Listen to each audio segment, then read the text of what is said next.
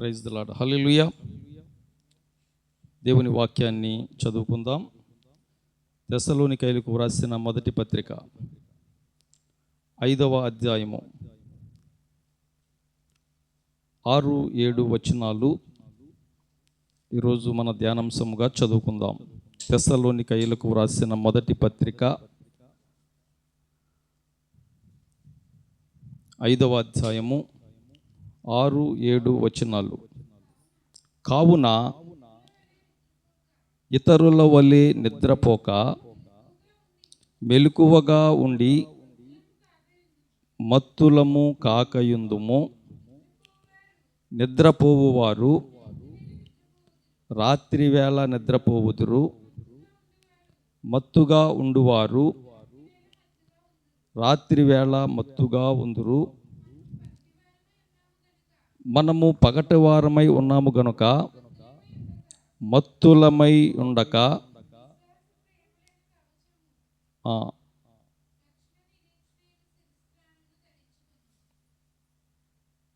కావున ఇతరుల వలె నిద్రపోక మెలకువగా ఉండి మత్తులము కాకయుందుము. దేవుడు తన పరిశుద్ధ వాక్యమును మన వినికిడిలో దీవించి ఆశీర్వదించునుగాక.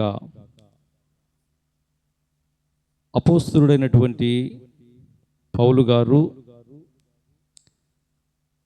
తెస్సలోనికయ సంఘానికి వ్రాస్తూ ఈ మాటలు తెలియచేస్తున్నాడు. కావున ఇతరుల వలె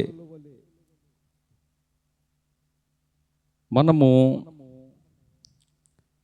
రాత్రివారము కాకుండా నిద్రపోకుండా మెలకువగా ఉండి ప్రార్థన చేయుడి అని చెబుతున్నాడు. ఈ వాక్యం యొక్క సారాంశం ఏంటంటే, గడిచిన వారంలో చాలా విషయాలు విన్నాం. మరొకసారి మీకు జ్ఞాపకం చేస్తున్నాను. మెలకువగా ఉండడం ద్వారా మన అవసరతలను బట్టి, మన పనులను బట్టి వాటన్నిటినీ గుర్తెరిగి వాటి కొరకు ప్రార్థన చేసే అనుభవము కలిగి ఉంటాం. ఇక్కడ ఏమంటున్నాడంటే, ఇతరుల వలె నిద్రపోక. చాలామంది ఎంత పనున్నప్పటికీ, ఎన్ని అవసరతలు వారి ముందు ఉన్నప్పటికీ ఏమీ పట్టనట్టుగా నిద్రపోయే అనుభవము కలిగి ఉంటారు. వారిని రాత్రివారు అని వ్రాస్తున్నాడు. అలా మత్తులుగా ఉండకుండా పగటి సంబంధుల వలె, అంటే వెలుగు సంబంధుల వలె మెలకువగా ఉండి ప్రార్థన చేయమని దేవుని లేఖనం సెలవిస్తుంది. మత్తయి సువార్తలో ప్రభువైన యేసుక్రీస్తు వారు కూడా తన శిష్యులతో చెబుతున్నటువంటి మాటను మరొకసారి జ్ఞాపకం చేస్తాను. మత్తయి సువార్త 26వ అధ్యాయము 40వ వచనంలో ఆయన మరలా శిష్యుల యొద్దకు వచ్చి వారు నిద్రించుట చూచి, ఒక్క గడియ అయినను నాతో కూడా మేల్కొని ఉండలేరా? మీరు శోధనలో ప్రవేశించకుండునట్లు మెలకువగా ఉండి ప్రార్థన చేయుడి. సరిపోతుందమ్మా. ఇక్కడ శిష్యులతో పలుకుతున్నటువంటి మాట అదే. రాత్రి సంబంధుల వలె లేక చీకటి సంబంధుల వలె, లోకంలో ఉన్నటువంటి ఇతరుల వలె ఎన్ని పనులున్నా పట్టనట్టుగా మత్తులుగా నిద్రించే వారుగా ఉంటే గనక వారి మీదకి ఏమొస్తుందంటే శోధనలు వస్తాయి, ఇబ్బందులు వస్తాయి. ఉన్నటువంటి అవసరాలను బట్టి ఏమని చేయమని చెబుతుందంటే దేవుని వాక్యం, మెలకువగా ఉండి ప్రార్థన చేయమని. మనకున్న అవసరత ఎటువంటిదైనా, లేక మన ముందు ఉన్నటువంటి మరి పని ఎటువంటిదైనా, లేక సమస్య ఎంత గట్టిదైనా మనం ప్రార్థన చేయగలిగితే గనక తప్పకుండా వాటి నుంచి విడిపించడానికి మన దేవుడు సమర్థుడు అని తెలియచేస్తున్నాను. అంటే ప్రార్థించటం మన వంతు, కార్యాలు చేసేది దేవుడే. అందుకే మనము మెలకువగా ఉండి ప్రార్థన చేయాల. అలా మెలకువగా ఉండి ప్రార్థన చేస్తే గనక శోధనలో పడిపోకుండా ఉంటాం, శోధనను జయించువారుగా ఉంటాం. ప్రభువైన యేసుక్రీస్తు వారు మరి ఆయన అప్పగింపబడుతున్నటువంటి సమయంలో ఆ రాత్రంతా ప్రార్థనతో గడిపాడు. ఎంత ప్రార్థన అంటే ఎంతో వేదనతో, దుఃఖముతో ప్రార్థనలో గడిపాడు గనక ఆయన మరణమునే జయించి మృత్యుంజయుడిగా తిరిగి లేవడానికి గొప్ప విజయకారకుడయ్యాడు. ప్రియ దేవుని బిడ్డలారా, ఎందుకని తెలియచేస్తున్నానంటే ఈ మాటలు మనకు కూడా వస్తున్నటువంటి శ్రమల నుంచి, శోధనల నుంచి తప్పించబడాలంటే, వాటిని జయించాలంటే గనక మెలకువగా ఉండి ప్రార్థన చేయమని ఈ దినవాక్యము మనతో తెలియచేస్తూ ఉంది. అలా మెలకువగా ఉండి దావీదు భక్తుడు అంటాడు 119వ కీర్తనలో, 119వ కీర్తన 62వ వచనం చదవండమ్మా. కీర్తనల గ్రంథము 119వ కీర్తన 62వ వచనం. న్యాయమైన నీ విధులను బట్టి నీకు కృతజ్ఞతాస్తుతులు చెల్లించుటకు అర్ధరాత్రి వేళ నేను మేల్కొని వాడను.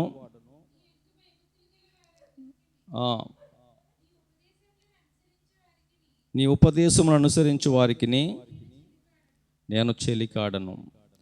ఎవరైతే దేవునిలో గడుపుతారో, ఎవరైతే దేవుని మాటల ప్రకారం జీవిస్తారో వారికి చెలికాడంట.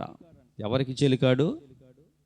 దేవునిలో, దేవునికి భయపడి గడిపే వారికి నేను చెలికాడను అని చక్కగా ఆ విషయం తెలియజేస్తున్నాడు. మనము ఎవరితో జతగా ఉంటున్నాం, ఎవరికి చెలికారగా ఉంటున్నాం ఆలోచన చేయాలా. దేవుని యందు భయభక్తులు కలిగిన వారికి చెలికాడుగా మనం ఉంటే, వారితో సహవాసము చేస్తే అదే అలవాటు మనకి వస్తుంది. ఇక్కడ భక్తుడు దావీదు గారు అంటాడు, రాత్రి వేళంట మెలకువగా ఉన్నాడంట. మెలకువగా ఉండి ప్రార్థన చేసే అనుభవం గనక మనం ఉంటే శోధనను జయించగలము. ప్రార్థనలో గొప్ప శక్తి ఉంది, గొప్ప విజయాన్ని ప్రార్థన మనకిస్తుంది. మన ముందు ఎటువంటి సమస్య ఉన్నా సరే దానిని జయించాలంటే మాత్రం ప్రార్థన ఎంతైనా అవసరము అని మీకు తెలియచేస్తున్నాను. ప్రియులారా, ఒక విషయాన్ని మీకు జ్ఞాపకం చేస్తాను. ఒక ఊరిలో ఒక చిన్న సంఘం ఉన్నది. ఆ చర్చి చాలా చిన్నది. అయితే ఆ చర్చి ఒక కొండకు ఆనుకుని ఉన్నది. తర్వాత కాలంలో విశ్వాసులు బాగా బలపడి ఎక్కువ మంది అయ్యి ఆ చర్చి సాలకపోవటను బట్టి మరొక చర్చి పెద్దగా కట్టాలని, పెంచాలని వారు ఆలోచన కలిగి ఉన్నారు. కానీ వారికి కలిగినటువంటి ఆటంకం ఏంటంటే, ఆ కొండను చేర్చి ఉండడం ద్వారా వారికి ఇంకా స్థలము లేదు పెద్దగా పెంచటానికి. అయితే దానిని త్రవ్వి చదును చేసి ఆ స్థలంలో కట్టాలంటే వారికి ఏమో స్తోమత లేదు, చాలా డబ్బు ఖర్చు అవుతుంది. ఏం చేయాలో అర్థం కానటువంటి పరిస్థితుల్లో ఆ యొక్క పాస్టర్ గారు చెప్పిన మాట ఏంటంటే, ఒకవేళ ఇది మనకు అసాధ్యం కావచ్చు, మనము నమ్ముకున్నటువంటి దేవునికి సాధ్యము, మనం ప్రార్థన చేద్దాం అని విశ్వాసముతో ఉపవాస ప్రార్థన కూడికలు పెట్టుకున్నారు. ప్రియులారా, చాలా పట్టుదలతో సంఘమంతా ప్రార్థన చేశారు. ఆ ప్రార్థన ముగించుకున్నారు. తరువాత ఎవరి ఇంటికి వారు వెళ్ళిపోయిన తర్వాత పాస్టర్ గారు కూడా ఇంటికి వెళ్ళి రాత్రి నిద్రపోయాడు.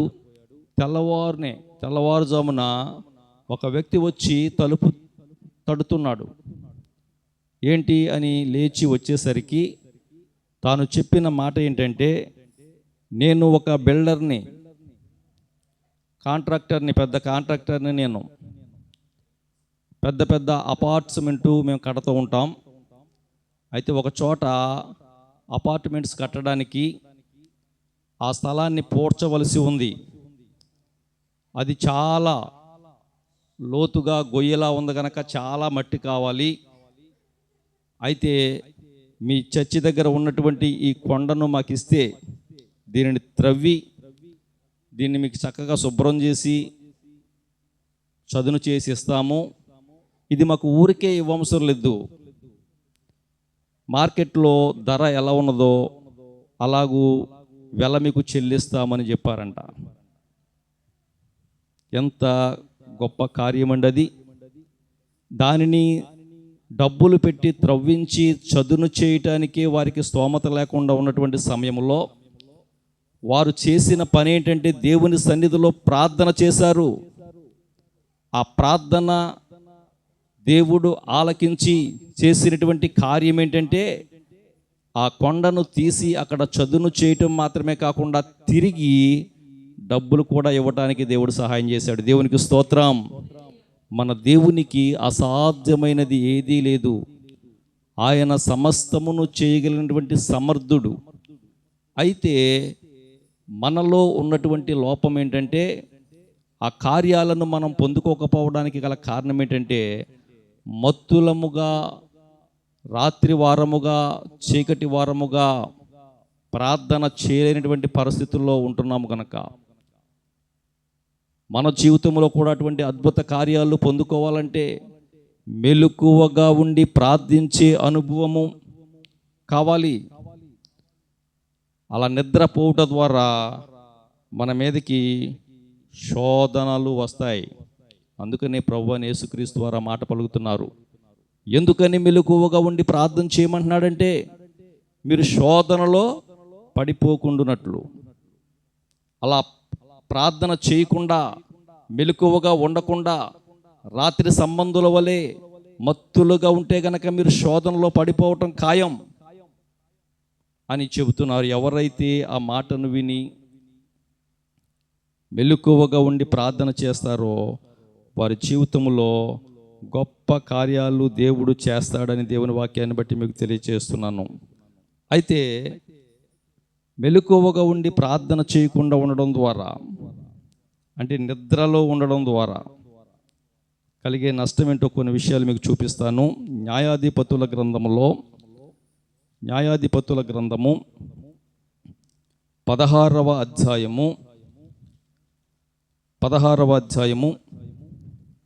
19వ వచనాన్ని చదవండి అమ్మా. ఆమె తన తొడ మీద అతన్ని నిద్రపుచ్చి ఒక మనుష్యుని పిలిపించి వాని చేత అతని తల మీది 7 జడలను క్షౌరము చేయించి అతని బాధించుటకు మొదలు పెట్టెను. అప్పుడు అతనిలో నుండి బలము తొలగిపోయెను. ఈ చరిత్ర అంతా మనం ఎరిగిందే. ఇక్కడ సంసోనును గూర్చి వ్రాయబడినటువంటి మాట. సంసోనును గూర్చి మనకి తెలుసు. ఫిలిష్తీయులైనటువంటి దేవుని ప్రజలకు శత్రువులుగా ఉన్నటువంటి ఆ ఫిలిష్తీయులను జయించటానికి, వారిని నాశనం చేయటానికి దేవుడు సంసోనును న్యాయాధిపతుల కాలంలో ఎన్నుకున్నప్పుడు తన ప్రజలైనటువంటి ఫిలిష్తీయులను రక్షించవలసిన దానికి బదులుగా తాను లోక సంబంధమైనటువంటి శరీర కార్యాలలో పడిపోయి భయంకరమైనటువంటి పరిస్థితులు తెచ్చుకున్నాడు. తాను వాక్య భాగంలో చూస్తే ఒకసారి సంసోను ఫిలిష్తీయుల దేశంలోనికి వెళ్ళి తిమ్నాతులోనికి వెళ్ళి ఆ ఫిలిష్తీయుల కుమార్తెలలో ఒకతను చూచాడు. తనను పెళ్లి చేయమని పట్టుపట్టాడు. ఎంత భయంకరమండి! ఏ శత్రువులనైతే జయించమని దేవుడు ఏర్పాటు చేశాడో అదే శత్రువులలో నుండి ఒక ఆమెను చూచి మోహించి ఆమెను వివాహము చేయమని పట్టుపడతాడు. దాని ద్వారా ఎన్నో గొడవలు జరుగుతాయి, ఇబ్బందులు జరుగుతాయి. దాంతో సరిపెట్టలేదు. తర్వాత అక్కడి నుంచి తప్పించుకున్న తర్వాత గాజాకు వెళ్ళి వేశ్యనొకతిని చూశాడు. ఎవరండి? దేవుని చేత ఏర్పాటు చేసుకున్నటువంటి వాడు, నాజీరు చేయబడినటువంటి వాడు, దేవుని బలము కలిగినటువంటి వాడు వేశ్యను చూచి ఆమెతో పోయినప్పుడు, ప్రియులారా, మరలా మూడవసారి 16వ అధ్యాయం 4వ వచనంలో కనపడుతుంది. పిమ్మట అతడు షోరేకు లోయలోనున్న దెలీలా అను స్త్రీని మోహింపగా, మరల దెలీలాను మోహించాడు. ఆమెతో ప్రేమాయణం మొదలుపెట్టి భయంకరంగా ఆ ప్రేమలో మునిగిపోయాడు. తరువాత ఈ లోక సంబంధమైనటువంటి ప్రేమ మోసకరమని ఎరగక, ఈ లోక సంబంధమైనటువంటి ప్రేమను నమ్మకూడదు, అది సరి అయినది కాదు అని గుర్తించలేక ఆ ప్రేమలో మునిగిపోయి ఎంతో నష్టాన్ని కొని తెచ్చుకున్నాడు. ఆమె ఏం చేసిందంటే, ఆమె తన తొడ మీద నిద్రపుచ్చింది. దేవుడు చెబుతున్నటువంటి మాట ఏంటంటే, మీ మీదికి శోధన రాకుండా ఉండాలంటే, మీరు శోధనలో పడిపోకుండా ఉండాలంటే కనుక మెలకువగా ఉండి ప్రార్థన చేయమని దేవుని వాక్యం సెలవిస్తూ ఉంటే, దానికి వ్యతిరేకంగా ఒక పరాస్త్రీ ప్రేమలో పడి ఆమె తొడ మీద నిద్రపోతున్నటువంటి పరిస్థితి కనపడుతుంది. అందుకనే పౌలు గారు అంటారు, మీరు రాత్రి వారి వలె మత్తులుగా ఉండక. ఇక్కడ రాత్రివాడిగా లేక చీకటి సంబంధిగా ఆ రాత్రి మత్తులో, ప్రేమ అనే మత్తులో మునిగిపోయి నిద్రపోతున్నాడు. దాని ద్వారా ఎంత భయంకరమైనటువంటి పరిస్థితి వచ్చిందో చూడండి. ఏదైతే క్షౌరము చేయించకూడదని దేవుడు చెప్పాడో, దేనిలో అయితే తన బలాన్ని పెట్టాడో అదే తలను, ఆ 7 జడలను క్షౌరము చేయించేసి అప్పుడు బాధించటానికి వారు మొదలుపెట్టారు. అంతవరకు కూడా అంతకుముందు చాలాసార్లు వారి మీదకి రావడం, వారిని జయించడం జరుగుతుంది. ఎప్పుడైతే తాను మత్తులో ఉన్నాడో, మెలకువగా ఉండి ప్రార్థన చేయవలసిన దానికి బదులుగా మత్తులో ఉన్నాడో, వెంటనే ఆ జడలన్నీ కత్తిరించి క్షౌరము చేయించినప్పుడు, అతనిని బాధించటానికి మొదలుపెట్టినప్పుడు అతను అనుకున్నాడు ఎప్పటి వలె వారి మీదకి వెళ్దామని. కానీ తనలో ఉన్నటువంటి బలమంతా తొలగిపోయింది. అది తెలుసుకోలేకపోయాడు. అనుకుంటున్నాడు అతను మేలుకొని ఎప్పటి ఎట్లు నేను బయలుదేరి విరజిమ్ముదును అనుకున్నాడు. మరలా వారి మీదకి పోదాననుకున్నాడు. కానీ అయితే యెహోవా తనను ఎడబాసినని అతనికి తెలియలేదు. తనలో ఉన్న బలమంతా పోయింది. ప్రభునందు ప్రియమైనటువంటి దేవుని బిడ్డలారా, ఎంత గొప్ప శోధనండి!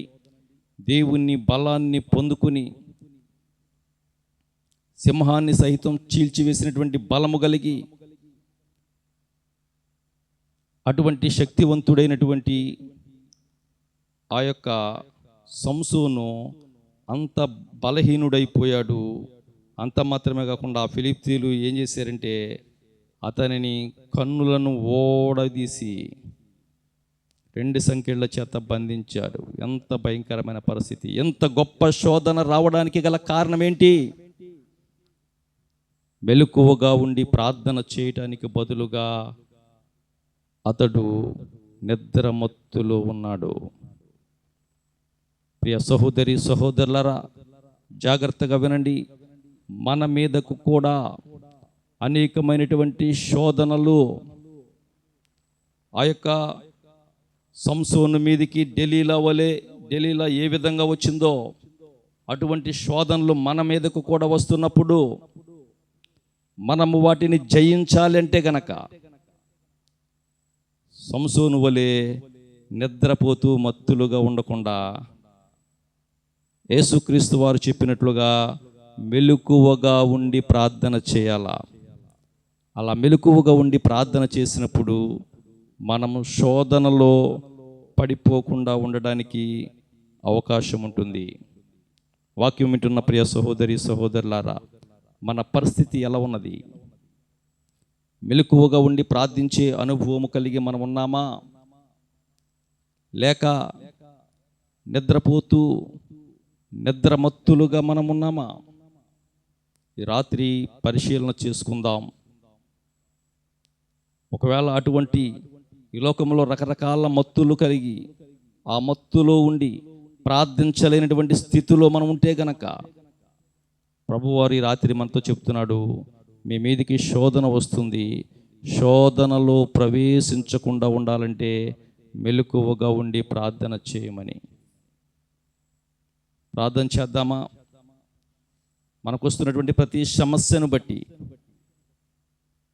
మనను వేధిస్తున్నటువంటి ప్రతి బాధను బట్టి, మనం కలిగినటువంటి ప్రతి వేదనను బట్టి, ప్రతి ఇబ్బందులను బట్టి, ప్రతి బలహీనతలను బట్టి దేవుని సన్నిధిలో ప్రార్థన చేద్దాం. దేవుడు వాటన్నిటి నుంచి విడిపించి ఒక ప్రత్యేకమైనటువంటి స్థితిలో మనల్ని ఉంచడానికి ఇష్టపడుతున్నాడు. మెలకువగా ఉండి ప్రార్థన చేయండి, అప్పుడు శోధనలోనికి మీరు ప్రవేశించారని దేవుని వాక్యం తెలియజేస్తుంది. కనుక ఆ విధంగా ప్రార్థన చేసి దేవుడు అనుగ్రహించే ఆశీర్వాదాలు పొందుకోవటానికి దేవుని కృప మనందరికీ తోడేండి నడిపించునుగాక. ఆమేన్. ప్రార్థన చేసుకుందాం. పరిశుద్ధుడైన మా తండ్రి, ప్రేమ కలిగిన ప్రభువా, మీకు వందనాలు స్తోత్రాలు చెల్లిస్తూ ఉన్నాం. ప్రభువా, మేము లోకములో ఉన్నటువంటి ఇతరుల వలె మత్తులుగా ఉండకుండా మేలుకొని ఉండాలి అని అపోస్తలుడైనటువంటి పౌలు గారి ద్వారా ఈ రాత్రి మీరు మాకు హెచ్చరిక తెలియచేశారు ప్రభువా. ఎందుకంటే చీకటి వారముగా మత్తులముగా మేము ఉంటే గనక శోధన మా మీదకి ఉరివలే వస్తుంది నాయన. అటువంటి శోధన జయించాలంటే, శోధనలో పడిపోకుండా ఉండాలంటే మెలకువగా ఉండి ప్రార్థన చేయమని ప్రభువైన యేసుక్రీస్తు వారు తెలియజేసిన విధముగా మా మీదకు వస్తున్నటువంటి ప్రతి సమస్య నుండి, ప్రతి ఇబ్బందుల నుంచి విడిపించబడాలంటే మెలకువగా ఉండి ప్రార్థన చేసే అనుభవం ప్రతి ఒక్కరికి దయచేయండి. వాక్యం వింటున్న ప్రతి ఒక్కరిని మీరు జ్ఞాపకం చేసుకోండి ప్రభువా. సంసోను వలె నాయన లోకములో రకరకాల మత్తులతో రాత్రి వారముగా మత్తులుగా ఉండి ఆయన నిద్రలో మునిగిపోయినటువంటి స్థితిలో ఉన్నారేమో. వస్తున్నటువంటి శోధనను గుర్తించి మెలకువ కలిగి ప్రార్థన చేయడానికి ప్రతి ఒక్కరికి మీ సహాయం దయచేయండి. విన్న వాక్యాన్ని ప్రతి ఒక్కరి హృదయంలో ఫలింపచేసి ప్రతి ఒక్కరూ నా ప్రభువా నీ సన్నిధిలో ప్రార్థించి అధికమైన మేలు పొందుకోవడానికి తగిన సహాయం దయచేయమని యేసు నామములో అడిగి వేడుకొనుచున్నాము తండ్రి. ఆమేన్. అందరికీ వందనాలండి.